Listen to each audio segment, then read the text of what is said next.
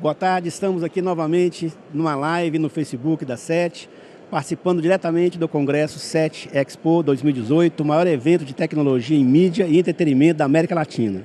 Hoje nós vamos conversar aqui com duas pessoas muito importantes que participaram ontem de um painel que trouxe as novidades que a TV Globo experimentou e testou na Copa da Rússia em 2018. Estou aqui com o Gabriel Ferrarezo, que é diretor especialista de projetos da TV Globo, e o José Manuel Marinho, que é o diretor de tecnologia e esportes da TV Globo.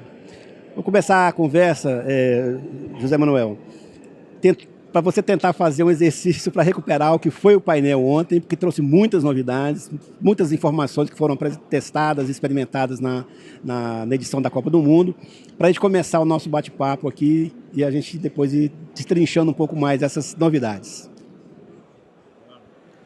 Primeiro, boa tarde a todos. Muito obrigado aqui pelo convite para participar dessa apresentação, dessa entrevista ao vivo. O painel de ontem trouxe para o público as dificuldades e os desafios, né? Também as oportunidades, né? que são apresentadas por um evento de abrangência mundial como a Copa do Mundo. A Copa do Mundo, como qualquer também outro grande evento, as Olimpíadas são também um bom exemplo, é o momento ideal para se introduzir novas tecnologias que afetam tanto o produto quanto processos. No campo do produto, por exemplo, foi a primeira Copa produzida em 4K HDR, e, portanto, é uma oportunidade aí para desenvolver novas formas de produção e distribuição. Por outro lado, no campo dos processos, a gente vê que as companhias, as empresas todas, elas têm uma preocupação muito forte em rever processos e gerar formas de trabalho mais eficientes. Isso é especialmente verdadeiro num evento no exterior. Né? O Gilberto, no nosso painel, mencionava lá que uma pessoa no exterior, num evento como esse, custa em torno de R$90 mil. Era um período aí de 60, 65 dias. Então, por aí temos uma ideia, né, do quão importante é isso. Fora os outros custos, né, os outros custos de infra que nós temos quando estamos num evento desse tamanho. Mas, enfim, eu acho que são as duas oportunidades, uma oportunidade de produto e uma oportunidade de processo. No caso específico do Grupo Globo, né, o que eu posso dizer é que aproveitamos esse momento para exercitar muito a produção remota. Tá? A produção remota, ela permite que você, sem haver uma perda, né, do conteúdo que você entrega aos seus espectadores, você poder, de fato, ter esse fluxo de trabalho mais eficiente. Exemplos, no caso das venues, né, dos campos de jogos onde nós cobrimos os jogos do Brasil, no passado nós utilizávamos o EMS, unidades móveis. A Globo usava uma unidade móvel e a Globosat outra unidade móvel para fazer ali a combinação das nossas câmeras e da nossa cabine, né, com os sinais da emissora anfitriã. E essa produção então era feita na unidade móvel e mandávamos para o Brasil já o produto final. Uma situação muito parecida com os jogos que nós fazemos aqui no Brasil. O modelo é por aí. Mas agora, com a maior disponibilidade de fibras óticas, né, e o consumo mundial de mídia, acho que tem de mídia através dos dispositivos móveis, portáteis, enfim, o OTT, a abundância de fibras, né, é maior. E os custos tornaram possível, né, que a gente, ao invés de fazer uma combinação fibra e satélite como no passado, nós usamos apenas fibras. E no passado costumávamos utilizar, quando eu falo no passado, não é no passado pré-histórico, é 2 Copa anos da atrás, África, né? Copa da África que aconteceu em 2010.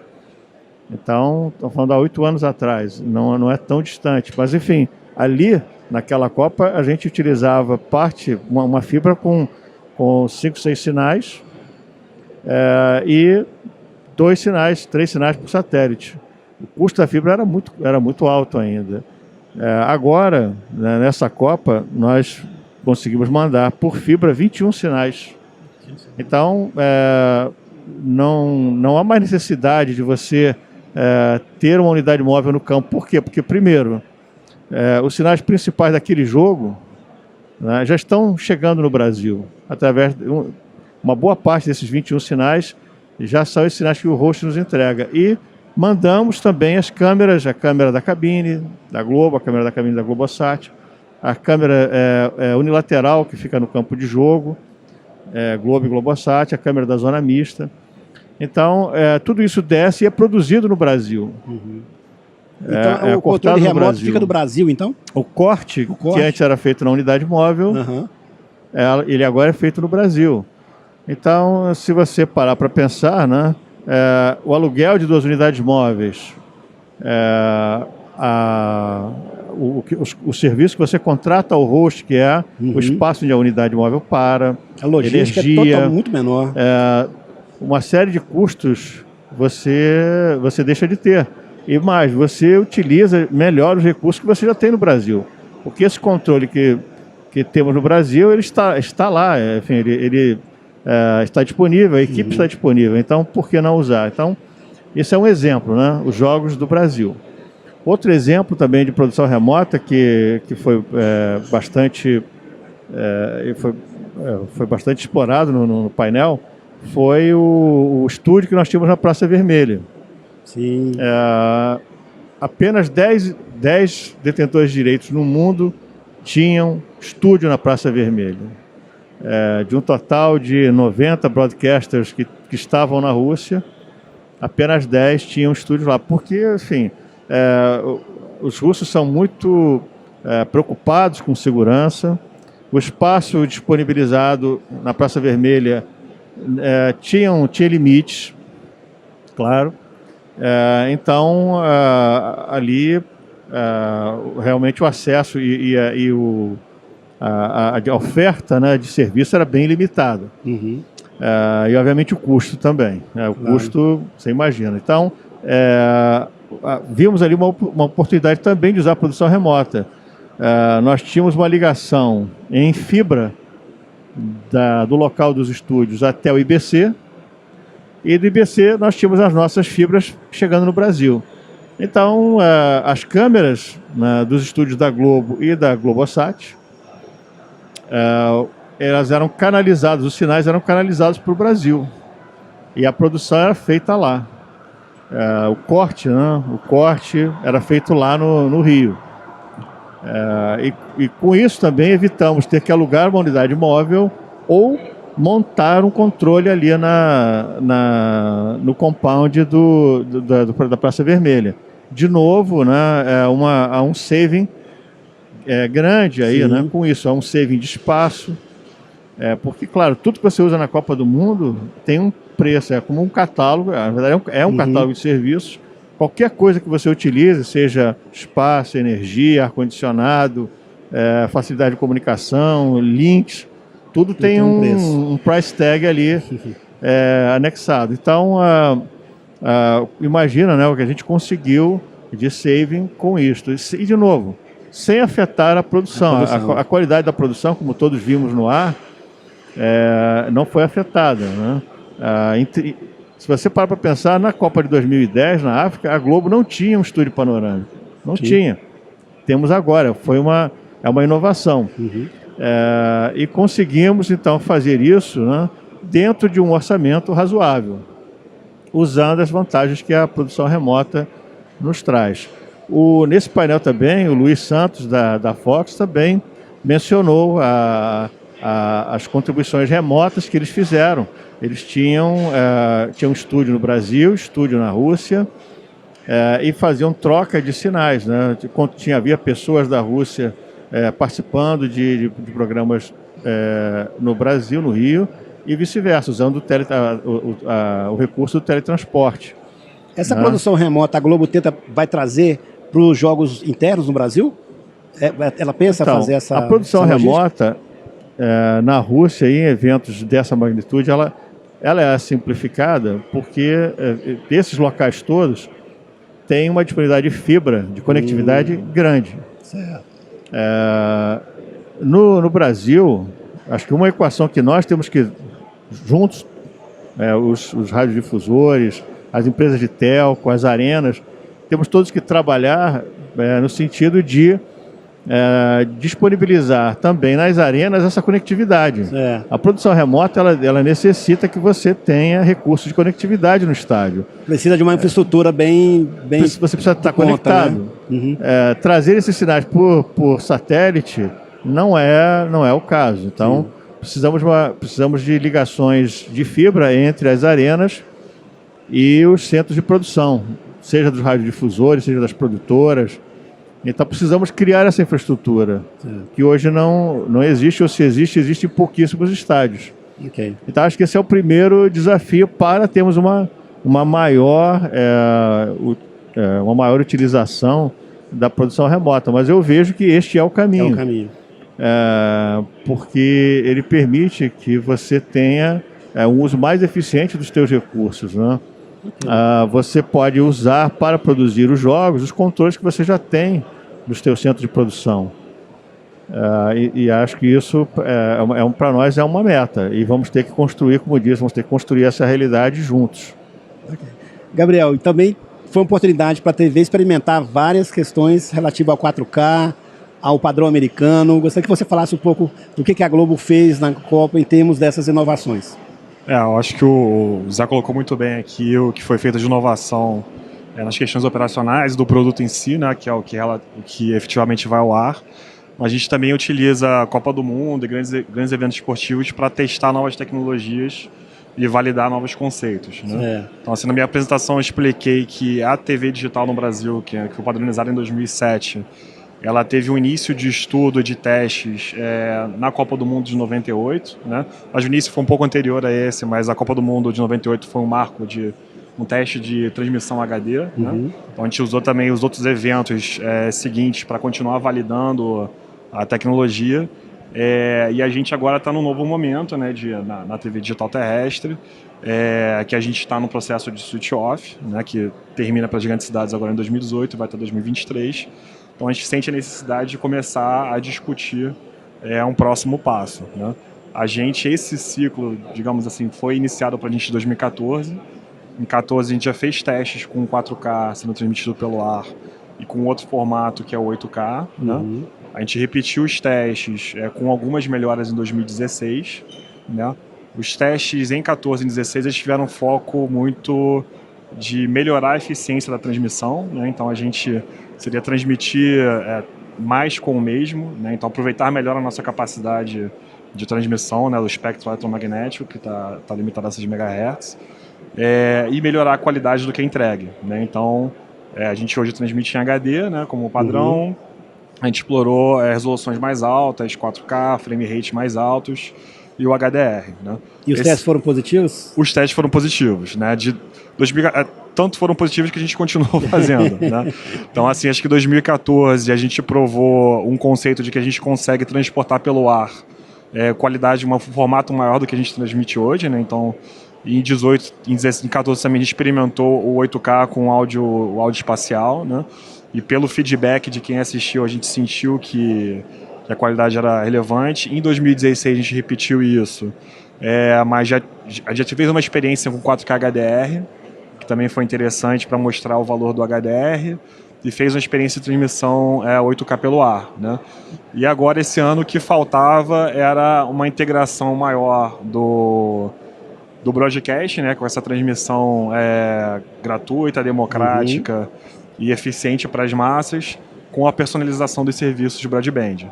Então, esse foi o grande diferencial dos testes desse ano. Gabriel, mas como é que fica a relação do espectro? Nós temos espaço para transmitir em 4K no Brasil?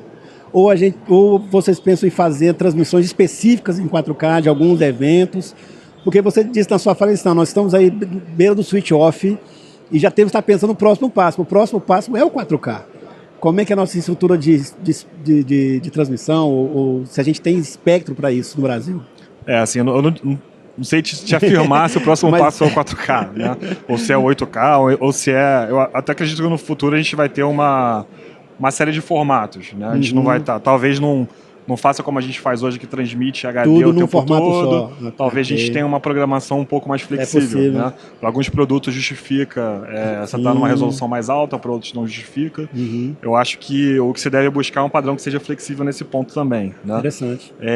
E aí, do ponto de vista de espectro, você colocou um problema que é real, né? O espectro, principalmente das grandes cidades, já está bem lotado. E aí eu acho que cabe à comunidade da radiodifusão como um todo sentar junta e entender como esse processo de migração para um próximo padrão pode ser feito. Né? O caso do ATSC 3.0, que vocês também fizeram testes, né, com a utilização dele, queria que você falasse um pouquinho, até porque aqui na feira nós temos um stand demonstrando essas inovações deste padrão. E o padrão brasileiro, apesar de ser robusto e um dos melhores do mundo, ele tem que dar uma evoluída para esse próximo passo, seja qual for, se for 4K, 8K ou essa flexibilidade. Como foram os testes com o ATSC 3.0? Eu acho que os testes no geral foram positivos, né? O ATSC, a operação dele se iniciou nas Olimpíadas de Inverno, né, na Coreia. Já tem emissoras coreanas trabalhando com ATSC 3.0. Nos Estados Unidos, algumas emissoras estão com testes e estão começando a planejar esse próximo passo. E para a gente foi interessante porque o ATSC ele contém as ferramentas que a gente visualiza num próximo padrão. Né? Eu não consigo também afirmar se a gente seguiria o ATSC, mas ele tem as ferramentas, ele consegue ser mais eficiente dentro do espectro, né? Ele tem ferramentas ali de transmissão que garantem que a gente transmite em uma taxa maior de bits nos mesmos 6 MHz. E ele nativamente já tem uma camada IP, né? E alguns protocolos que fazem a comunicação do que está sendo enviado via broadcast com o que pode ser complementado via broadband. Permite uma integração maior entre o broadcast e o broadband, né? Isso, é uma integração mais fluida, assim, né? A gente estava conversando isso ontem, né? Logo após o painel, com o José Manuel Marinho, se o Brasil deveria seguir o ATSC3 ou desenvolver um outro padrão. E a gente estava falando que é uma possibilidade, mas a gente está aberto a todas, né? Queria que você falasse um pouquinho disso também, José Manuel. Não, o especialista aqui é o ferrareço. Eu fico só dando pitaco aqui. O meu negócio é criar o conteúdo para ele distribuir. Mas é um pepino que é dividido aqui. Pepino, jeito de dizer, porque esse é o nosso dia a dia, né? Criar e distribuir a bola, conteúdo. Já que a gente estava falando de esporte, você levanta a bola e então, assim, acho que por um lado, nós temos que gerar mais conteúdo em 4K. Né? Talvez a gente comece, de fato, né, a distribuir isso por outras plataformas, pela plataforma paga, pelo ATT, mas sem dúvida que isso tem que também achar um caminho pela TV aberta. E acho que o mérito desses testes também é mostrar para o público e mostrar para os formadores de opinião que a TV também tem um caminho de evolução. Sim. Nós falamos sobre isso ontem, né, do ATSC 3.0. Nós testamos o que estava disponível, não é, exatamente, Gabriel? Se outros também tivessem disponíveis, certamente haveria duas vertentes ali de teste, com a ATSC 3 e com o X ou Z ou Y que tivesse. Inclusive, a nossa intenção não é parar os testes agora, é continuar, né? Então, tendo outras tecnologias disponíveis, outros formatos, outros padrões, a gente está aberto a testar, né? Só lembrando que o padrão que a gente escolheu, que entrou no ar em 2007, é um padrão baseado no padrão japonês, né? E na época também foram feitos testes com diversos padrões, né? A intenção é que a gente consiga fazer esse tipo de avaliação também no futuro. E eu falo aqui como Globo, mas eu acho que isso tem que ser feito pela comunidade broadcast de radiodifusão como um todo. Né? Gabriel, agora é que eu vou te entrevistar aqui. Por favor. Vou te botar na fogueira aqui. Na época que discutíamos o primeiro padrão digital aqui, havia uma grande discussão, né? Haveriam 3 blocos, o bloco americano, o bloco europeu, o bloco liderado também lá pelo Japão, do ISTBT, e assim, havia um debate muito intenso, né, para saber qual seria de fato o melhor padrão. Acho que aqui no Brasil tomamos uma decisão acertada de criar um grupo, né, estudar isso a fundo E eu me lembro que uma coisa muito importante era também a possibilidade de consumo imóvel, né? Móvel, né? Porque nem todos ofereciam. E a gente optou aí, ponto, está no ar, tal. Agora esse novo passo para um modelo mais híbrido. Também temos essa mesma, alguns proponentes, alguns já talvez mais avançados e outros menos, mas existe também várias propostas na mesa, ou por enquanto a proposta é o ATSC3? A gente, naquela época, os padrões testados foram o ATSC1, né? O DVB-T e o ISDB-T, né? Desde então, o DVB ele lançou o DVB-T2, né, que já é um padrão de nova geração, mas ele não tem essa integração com o mundo broadband tão nativa quanto o TSC. Né? O ATSC foi lançado agora. A gente, né, ouvindo aí os japoneses falar, né, que eles estão estudando o novo padrão, mas ainda não tem nada firme. Então, se sabe que o ATSC é uma opção. E a gente também está num momento um pouco diferente do que a gente estava lá no início dos anos 2000. Né? A gente tem hoje redes, próprias redes celulares, enfim, tem outras formas também, outras alternativas de consumo. Talvez a nossa rede ela seja híbrida não só ali naquela camada de transporte, mas até na camada física. Acho que são... A gente tem apesar de não ter... esses 3 padrões bem fixados na frente, né? Eu acho que a gente tem formas de distribuição um pouco mais pulverizadas. Né? Talvez tenha alguma coisa junto com o satélite, então são coisas que a gente tem que pensar. Né? Porque são camadas muito diferentes de consumidores, né? O Brasil, como um país continental, o satélite ainda é muito importante. Estava conversando com o Cristóvão ontem, exatamente depois do painel dele, como o satélite para o Brasil ainda tem uma predominância muito grande. Em outros países talvez não. Então, assim, realmente a gente está entrando numa fase onde as diferenças estão se acentuando, mas ao mesmo tempo são positivas, porque há formas de atingir essa diferença que há 10, 15 anos atrás não tinha como. Né? Mas a TV aberta no Brasil, eu vejo que tem uma característica que eu não vejo em outros países. A TV aberta, ela tem muita audiência. Sim. E... porque é grátis, porque é universal, com isso aqui o Gabriel. De qualidade, né? De qualidade. Então é uma TV que oferece uma grade com boas opções de qualidade e é gratuito. Então tem uma força muito grande. Então, assim, eu não vejo tanto essa mesma configuração, existem, claro, mas eu não vejo essa mesma configuração em outras regiões. E acho que isso só aumenta a nossa responsabilidade aqui em achar um caminho para isto, né? Para esse desafio que é também trazer essa evolução em direção a novas resoluções, novas possibilidades para a TV aberta. Da mesma forma que quando a gente fez o ISDB-T, a gente não copiou, né, o padrão japonês, a gente pegou o padrão japonês e fez algumas modificações, foram muito importantes à época. Eu imagino que o próximo movimento também seria um pouco esse, né? A gente vai ter algum nível de customização ou até uma criação de alguma coisa totalmente nova, porque o nosso mercado ele é bem diferente do mercado americano, e a posição do Brasil na América Latina, porque como a gente exportou o padrão brasileiro para alguns países, é bem provável que esses países também recebam a nossa atualização, vamos dizer assim, né? Então, a posição do Brasil dentro dessa área na América Latina é uma de liderança e de muita atuação. Espero que continue assim para os próximos anos e que a gente mantenha a gratuidade da TV aberta, a relevância dela, e deixando claro para o consumidor que está assistindo a gente que esses custos não vão para o consumidor, né? Isso é muito importante, que a gente está falando de um padrão que já está ficando um pouco desatualizado, a necessidade de outra discussão. Aí já pensa, vou ter que trocar minha televisão de novo. Não, ainda não, né? Calma, ainda temos um tempo para isso. Sim, bastante tempo. Bom, eu agradeço muito a participação de vocês, foi um papo muito gostoso. Convidamos vocês a continuarem com a gente aqui nas nossas lives, na SET Expo, no maior congresso de tecnologia em mídia e entretenimento da América Latina. Muito obrigado. Obrigado a todos. Obrigado.